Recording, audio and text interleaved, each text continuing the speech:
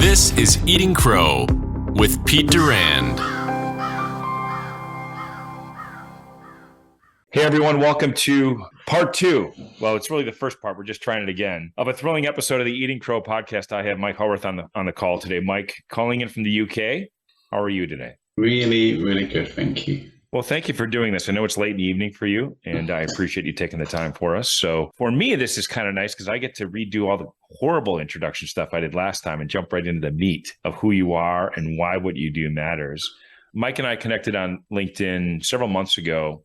I was drawn to his content because he's a purposeful guy. He's got a great background story. He's been through some things. So when his message of helping out CEOs who struggle feeling their best, I'm certainly in that category. It resonated. And Mike calls it like he sees it. So Mike, welcome to the program.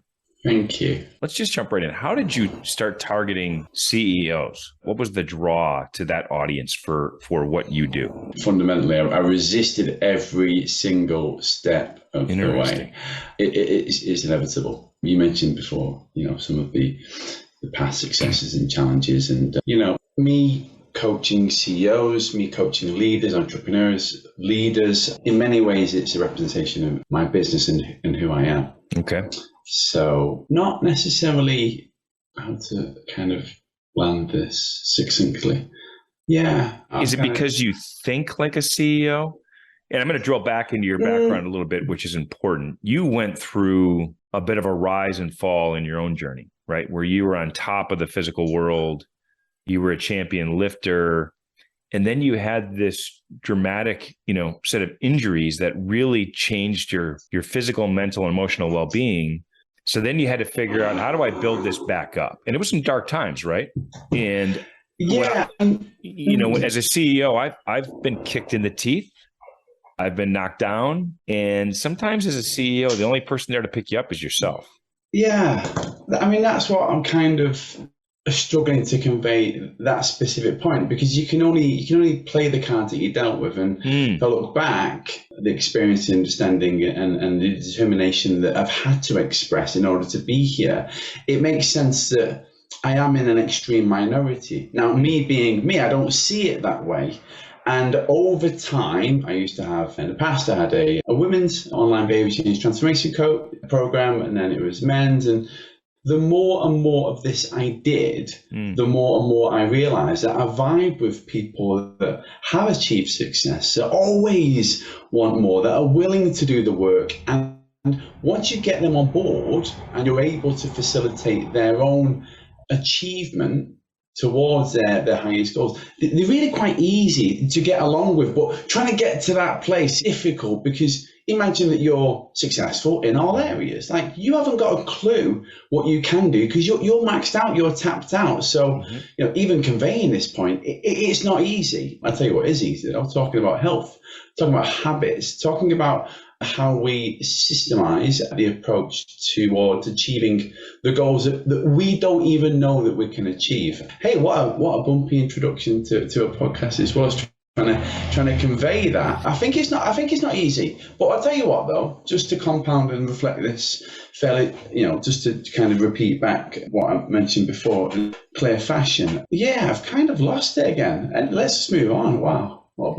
So this is what resonated well with me. I see, and a lot of people do see, a lot of individuals hanging on a shingle on LinkedIn and saying they're a coach for something. And for some reason, many of them have approached me and said, hey, could you help me find my target audience or give me some advice? And more often than not, I spend weeks, if not months, just trying to help them understand who their real audience is. And when you leaned in on your chair, and for those watching this on YouTube, you gave a simple 1, 2, 3, right? And you said, I had several different audiences. People that have had success typically have had to learn how to change course, either in their business model or something.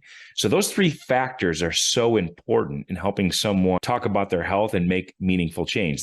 They know what success means. They know what it takes to get there, and they're willing to change. I love it, Mike, because most people I talk to can't articulate it. And maybe no one's asked you the question that way because you just arrived at it, right? You've just arrived at it.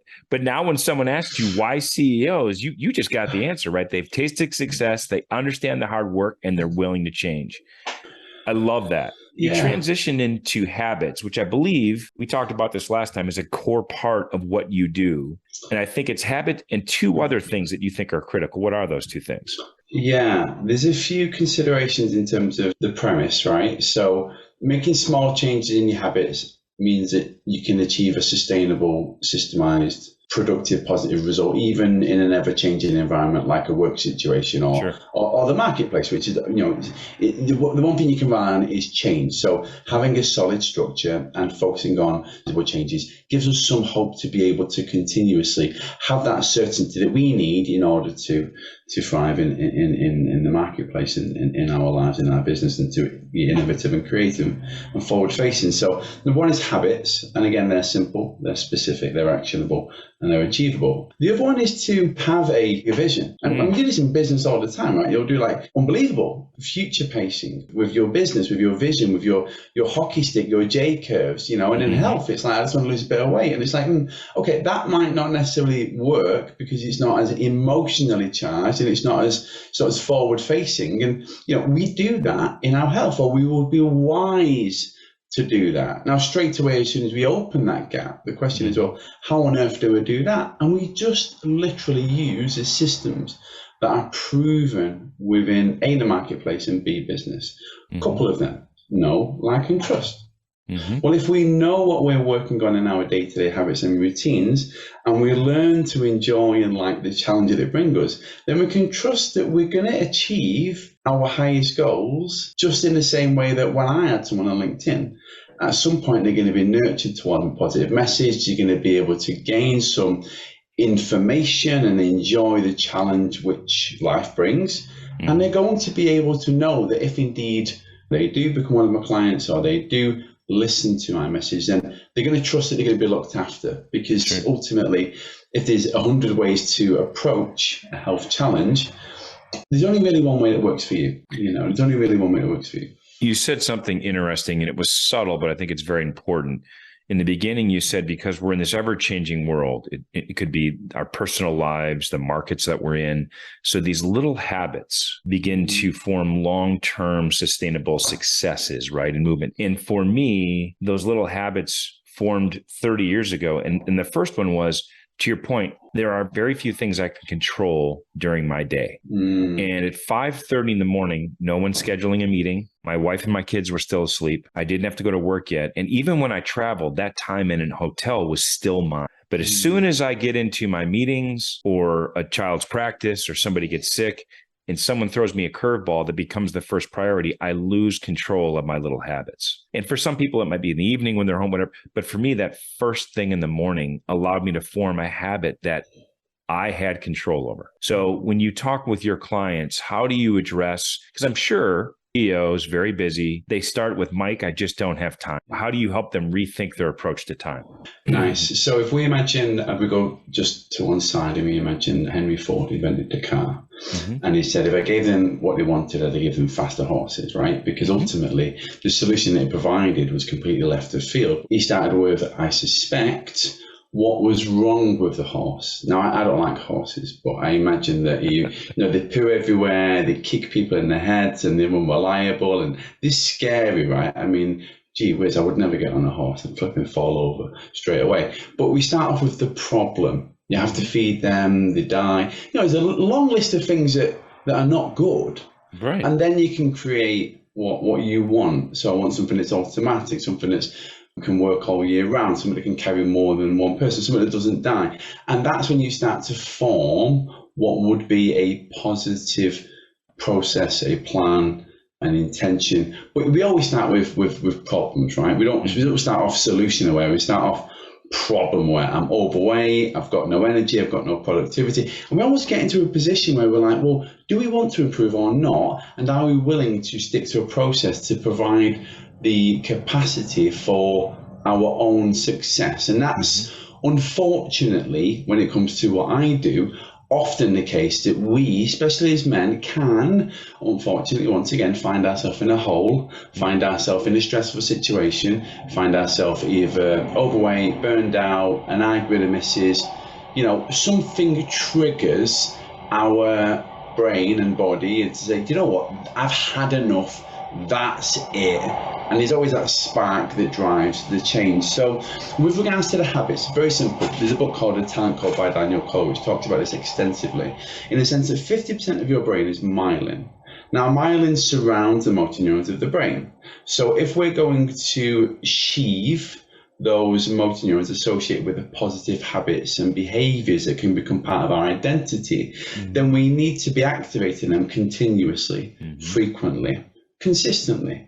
And then the brain will adapt in order to sheathe those motor neurons to make it easier to synchronize and to integrate those habits so that they no longer require conscious decision making. So the real thing is not doing the thing, although that's the first step.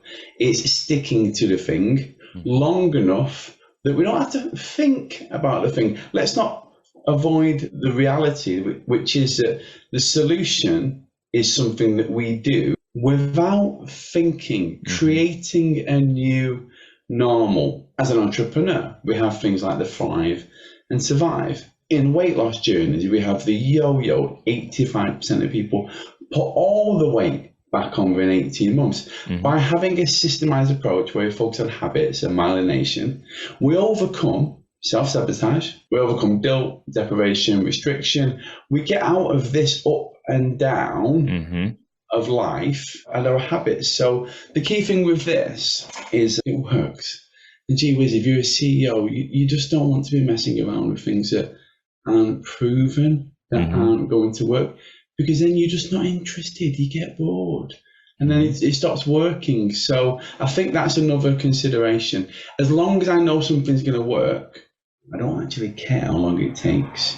Yeah, I think you make a good point. Unfortunately, and I've been in the same space now for 15 years. If people set a goal, which is their weight on a scale, they feel like when they hit that weight, they're done. And unfortunately, that's not how this works, right? So by forming small habits, by gradually moving yourself through the process, which is the habit formation, when you achieve your target weight, those habits are formed and you don't stop. You continue and you make micro adjustments to whatever, perhaps it's a race, or for you, it might be a competition, or it might be something else where you can, ramp up. I'm a triathlete, right? So before a race, I would get pretty busy for 6 months and maybe double up on my workouts. But after the race, I could get back to a normal, what I call routine. So, I think it's important especially for CEOs, because CEOs are so goal driven. Hey, Mike, just give me a date. Let's get the number. I want to get it. We're done. No, it's not how this works, right? So when you think about a conversation with a typical CEO, what do you find to be the biggest barrier to success for the average CEO? Nice. So you mentioned before that you're a triathlete. So you've already embodied this within you. It's a mindset. It's an identity. It's part of who you are. That's the first sticking point that we can reflect and anchor on, because it's true, because you've just said it, right? So imagine that you're not you, that you didn't grow up enjoying exercise, that you wasn't a former personal trainer, you didn't love fitness, you didn't go to school and find it as a source of significance, you're not aware, you don't understand nutrition, habits, behaviors, you've never got the positive experience of exercise.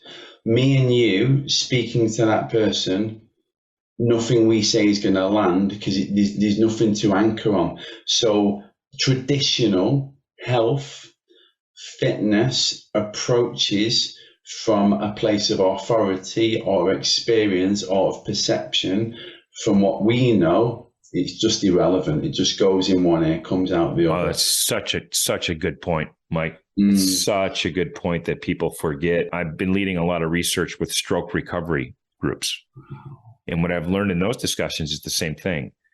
Our therapists, all of the smart people in the room, don't resonate as much as another stroke victim resonates to another stroke survivor. When they say, I've been through it, I understand it, then you see the lights go off. You see them go, you understand me, you relate to it. And they're right. I have not experienced it. It's hard for me to grasp what they're really going through. So that's such a solid point, Mike. When you meet someone who doesn't have that background, the education, but they're a grinder, they've been successful in other parts of their life, how do you pivot that energy towards what they need to do next?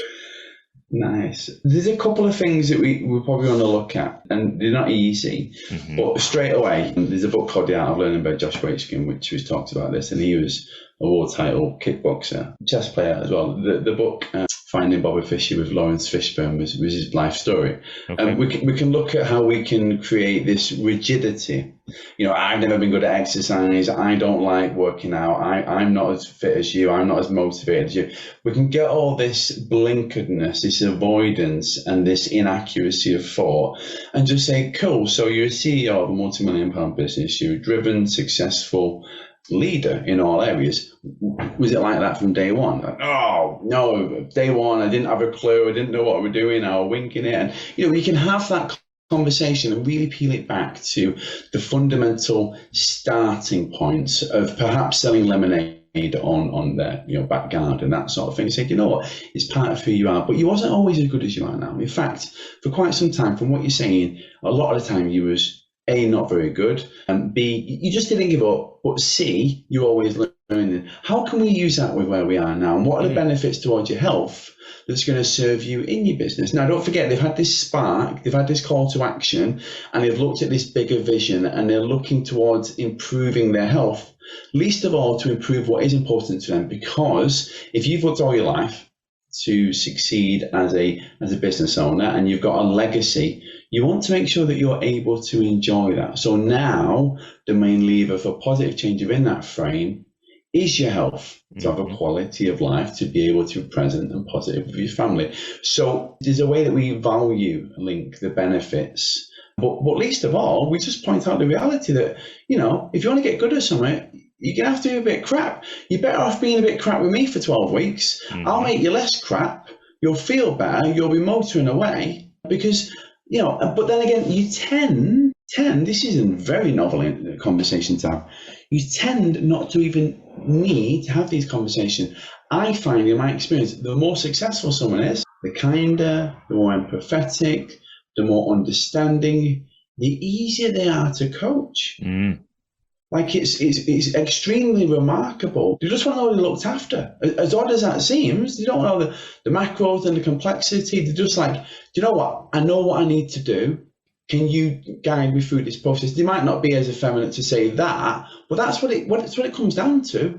It's like, I've got your back. And just knowing that I'm there, and don't get me wrong, I've been to uni, studied sports science and studied lots and lots of nutrition and exercise and weightlifting. And now I'll come to the other side of this, and it's someone just knows, they can feel it. They can feel when someone's got their back. And it's transformational. I think you're hinting at these people have a high level of emotional intelligence.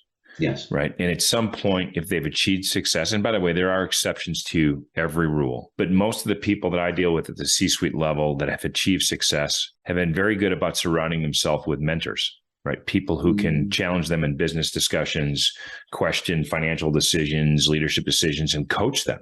So they're receptive to this model, but they haven't prioritized their health. But as you said, sometimes they have a moment or an issue that does rearrange it. Hopefully it's not traumatic.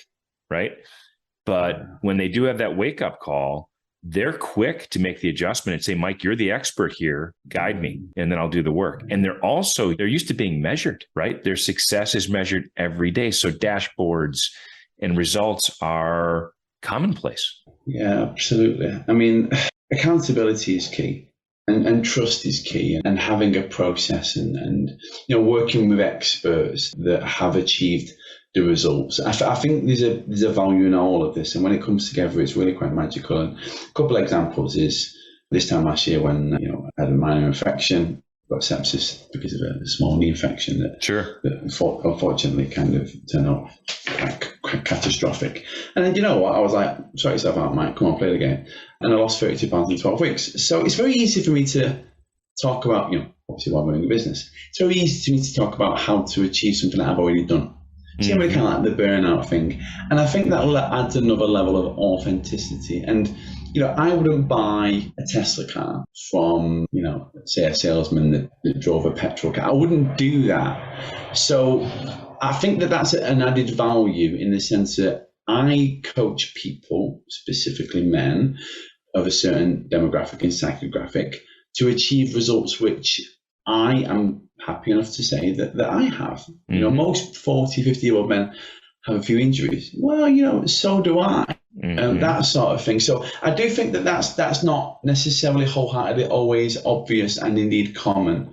I do think that's, you know, sometimes it's absent. There's the flip side to the earlier point you made, which is people look at someone like you who've achieved success in this space, are a trainer, look the part, et cetera, but they assume it came easy to you. They assume you can't relate to them, but you can, maybe in a different way, but your body's been broken, right? Completely broken, and you had to rebuild it. So in some situations, it was probably worse than what people are going through. And I can certainly relate to that process. In my business, people would say, well, it's easy for you. Well, guess what? Getting up at 5:30 in the morning is not any easier for me than it is for you. I've just chose to do it and then form the habits. But those first weeks were the same as what you're going to go through. So when you think back to, you know, this pinnacle of your career where you achieved the success as a weightlifting champion, and then you have this injury, do you think it was beneficial or a drawback to recognize what that physical peak was like? Because you tasted it, right? You knew what it took to get there. For someone who has never tasted that, do you think that's better or worse? You know, I think there's two ways of looking at it. Number one, I don't know any different. Okay, so yeah, it's a difficult question to answer because, put it this way, you have peaks and pits, right? What we're talking about here is achievement and failure, you know, for want of a better phrase. But they're both learning opportunities. Right. So, you know, without that, and I know it kind of seems a little, it spanks of kind of opposition towards what we're talking about, which is sustainability. But if we push that to one side and talk about, you know, when things go wrong or when things go well, is it better to not have that? Well, yeah, but what would life be if it wasn't for the ups and downs? And what would be the learnings if it wasn't for the, you know, what would be Everest if it wasn't for the fact that it's meant to be hard and, you know, it's a challenge and it's the highest peak that there is. And they're all personal, by the way. They're all specific and they're all opportunities. And we would be wise to look for them. I once spoke to a 5 times Olympic champion Taekwondo player in the 80 kilo category for Iran. And to be honest, when I spoke to him, I was working as a doorman in Manchester. And one of my friends who was Asian champion Taekwondo player, he introduced him to me. And at the time I thought, 5 times Olympic champion, that's a bit of a stretch. I didn't believe it. And he gave me a leaflet which showed. So it straight away got in front of a critical mind. And you know, I looked at him. I was 21 at the time, just before I got my injury actually. I was working as a doorman in Manchester. And he came into the bar that I was at. There was all like the Asian Taekwondo team. And it was a gay bar. I mean, none of them were gay, right? So I was like, right, okay, make sure it doesn't kick off or anything because these guys know how to cause a fight. Anyway, push that to one side. By the way, that's another story right there. There's a couple of stories in there. But push it to one side. I remember looking at him and I remember thinking, and don't get me wrong, it was just a Tuesday night. He was just having a drink and a packet of crisps. But I remember thinking, I don't know that he's any more happy than me. And that guy's won 5 Olympics. And for some strange reason, I anchored on that and I was like, you're onto something here, Mike, like unconsciously. Mike, you better make sure you're happy here with what you're doing, with what you've got, with what you've achieved and where you want to go with this, because that guy's got 5 Olympic golds and he's not ecstatic. I mean, imagine all the projection of positivity, thinking you're on cloud 9. It's like, nah, maybe not. What's he thinking? Oh, if I get a 6th Olympic gold, then I'll be enough. You know, that sort of conversation. Anyway, point being, I think that the idea of peaks and pits, the ups and downs and the achievement and successes, they're completely perceptive, completely individual, and also not to attempt to minimize them. Yes, I do have a few trophies in my cabinet, but actually I wasn't that good. I just was able to reach a certain level of performance relative to my capacity. What's novel for me is I started out the worst in the gym, the most overweight, the stiffest. The distance traveled equals the success achieved. I'm the guy that no one would have bet on, and yet here I am. That sort of fuel, that sort of fire, that's the sort of thing that CEOs kind of have, right? It's like, you know what? I'm going to do this come what may. And that's where it's quite a painful conversation to come at, because we are different, because we've sometimes only really had ourselves to rely on. And that's that's a novel situation. But yeah, I mean, if we just go back a few steps, the power of reflection is key. I mean, gee whiz, in every single day you have ups and downs. Come on. You wouldn't want to not have them, would you? Do you know what I mean? So yeah, such is life. If we consider the other option, again, my brain is struggling to even consider that. I think life would be boring without the terrific ups and downs of life. Yeah, definitely. And is that something you weave into the programs for these CEOs, which is those appropriate ups, right? To make sure they celebrate those, they recognize what they are, because they will have downs. They will have a week where, for example, they don't lose any weight, they don't gain any strength, they feel like their workouts are drudgery. And then they'll have those weeks where they, Mike, I crushed this PR and I've lost 10 pounds. I've never felt better. And it's important for them to remember those days during the valleys, right? The peaks and the valleys. It's a good point.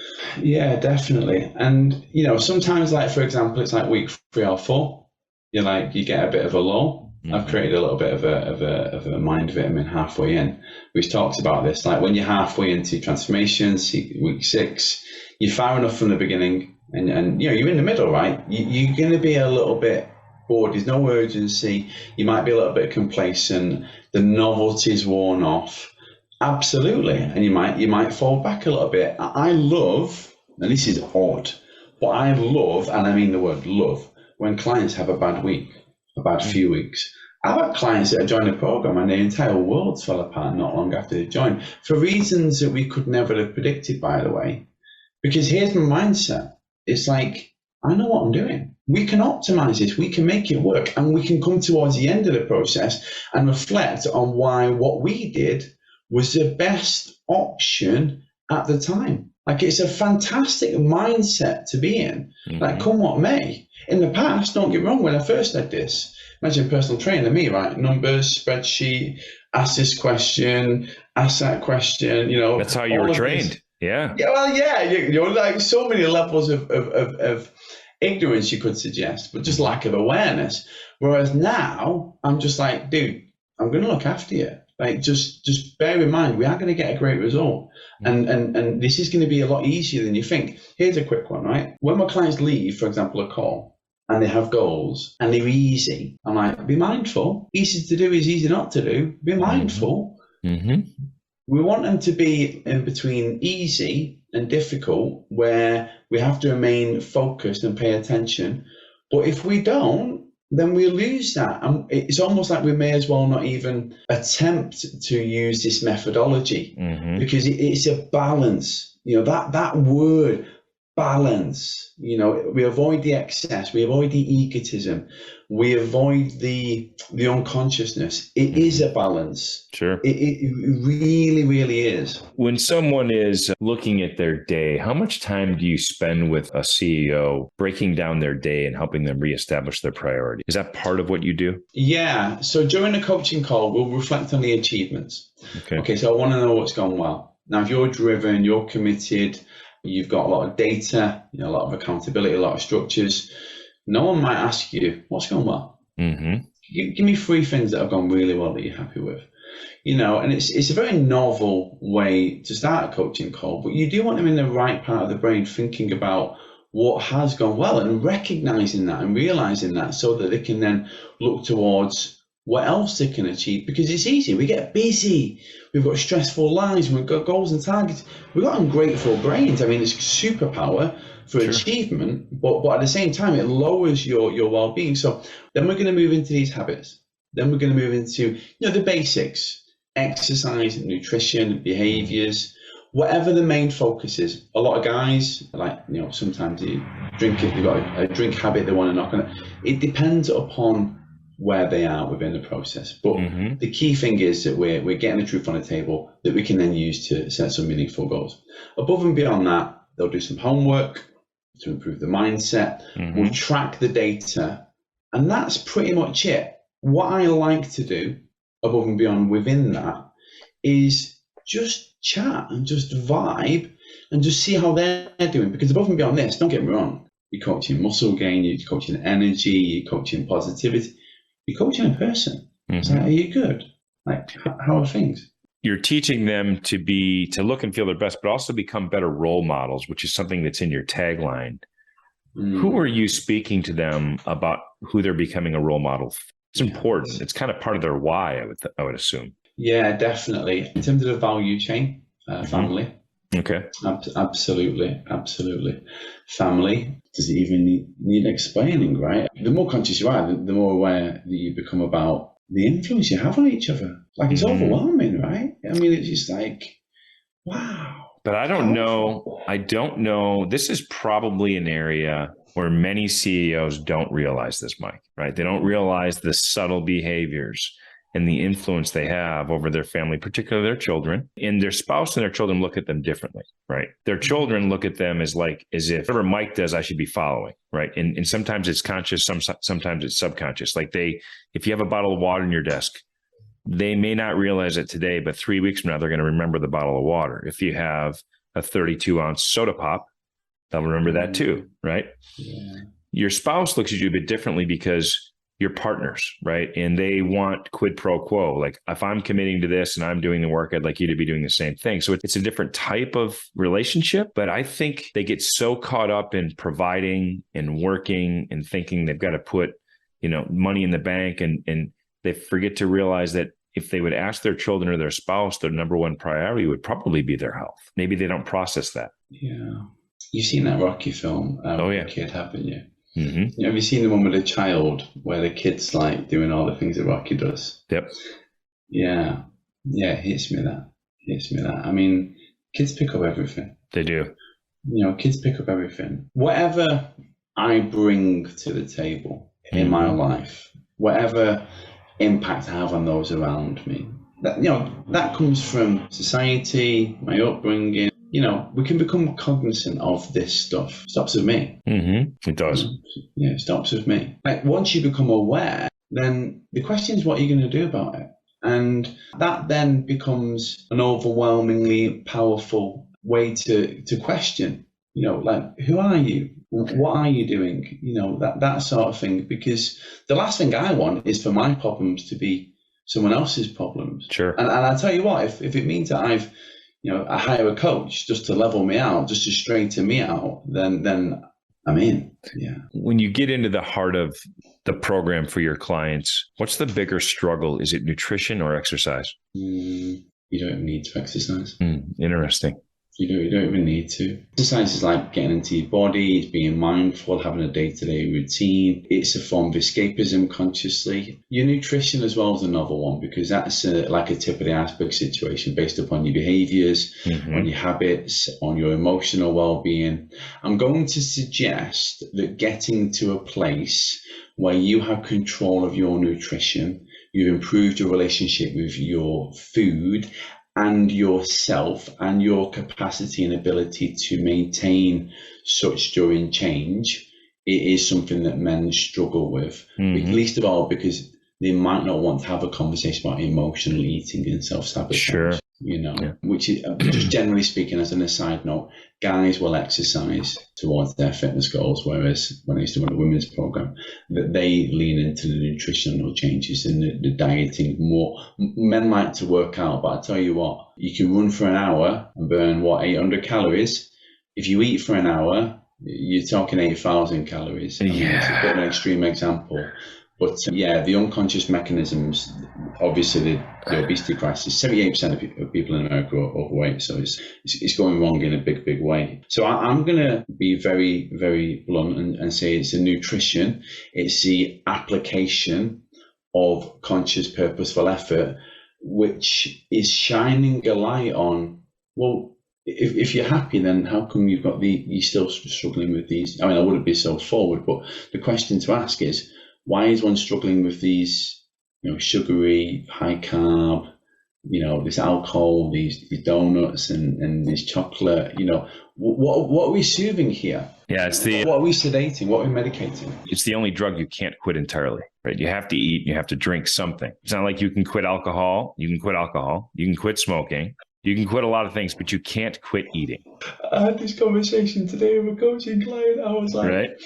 Yeah, massive. Side note, I was talking on another call today about addiction. I used to be a gambler. So one time I was on casino, I spent £16,500 in one night in the casino. Like, woo.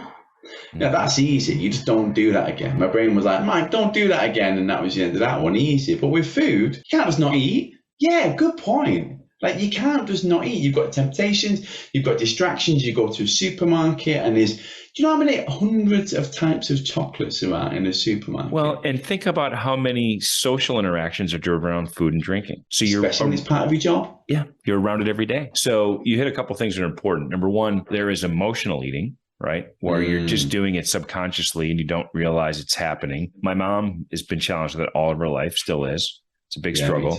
Me too. And then there's the social eating where you tend not to make the right decisions. You eat too much in a sitting, and it's not emotional. It's part of the setting you're in, but you don't know how to turn it off and focus and be in the moment. So you made an interesting point about becoming friends with food again, right? Understanding it. And food to me it should be enjoyed. It should never be a negative thing. It should always be a positive thing, but you have to re-educate yourself around it. I think people forget that good, healthy, nutritional food actually tastes incredibly well. It doesn't leave an aftertaste. It doesn't make you feel sick later. And it doesn't make you feel guilty. Getting to that is hard because we want instant gratification on the fat, sugar, salt hit that we get. We want more of it, and then we regret it later. So it is. I would agree with you. You know, you can washboard abs are made in the kitchen. I do tell people if your purpose is weight, you have to really pay attention to the kitchen. If your purpose is functional health, right? I want to be a provider. I want to be able to work around my house. I want to be able to lift objects or take care of friends or do physical labor. Exercise is going to be important, right? To keep your kinetic chain and your musculoskeletal structure. But to your point, you don't have to be a power lifter. You don't have to be a triathlete. No. There are some very simple, basic things you can do with your own body weight that would sustain you the rest of your life.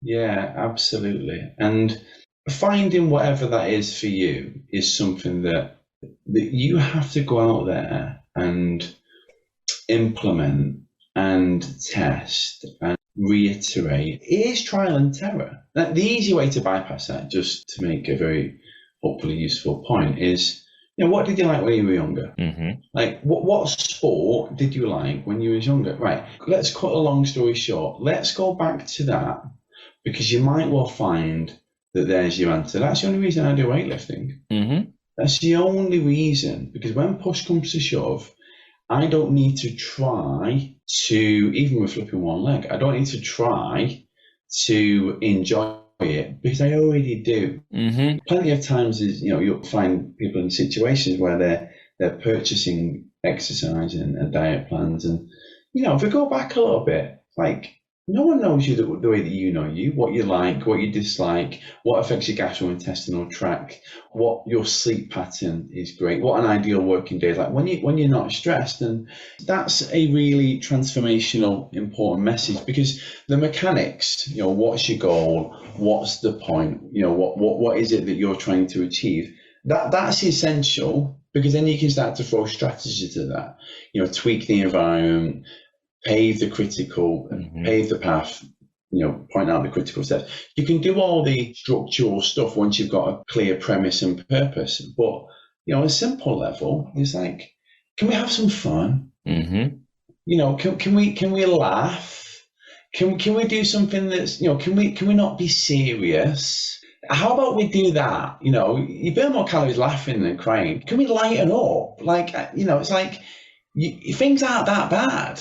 And even if they are, it's like, let's smile, like, challenge yourself. We've really, that's very easy to take ourselves too seriously. At the back of my mind, I'm still beating myself up for the terrible start to this podcast, right? But I'm like, it is what it is. That's a sticking point. That's something that we want to get out of. And the only way to get out of that is again, by being crap. Be okay with failure. Like, you fail until you don't, right? Yeah, I think one of the things I want to leave our audience with that you said very early on that was really important, and this is true for someone seeing a physician, a doctor, whatever, is you said, look, I've got you. We're going to be successful. It's going to be okay. I think once people hear that, it should open them up to, all right, Mike, what's the next step, right? What's the next step to success? You've already told me that the end of the book is going to be good. Yeah. So now I'm a little more comfortable reading the first chapter and knowing that it's going to be a process. What's the longest you've ever worked with a client? The longest I've ever worked with a client is someone I'm currently still working with, who I love to support and coach. And he was a personal trainer client of mine. He was in a rabbit hole, as it turned out. So I think something like 4 or 5 years. Excellent. Excellent. Yeah. Now, the fascinating point with that is you don't intend to coach someone for that long. It's a results-based program, but when you change someone's life, it's like, this is what happens. Clients, they literally like give you referrals. It's quite weird, isn't it? The more you help someone, the more people you have to help, and the longer you want to help them for, right? Well, I read that in your testimonials that there are people that certainly feel like they want you as part of their life going forward, whether it's in a coaching role or a friendship role or just a quick text every now and then to say, how you doing?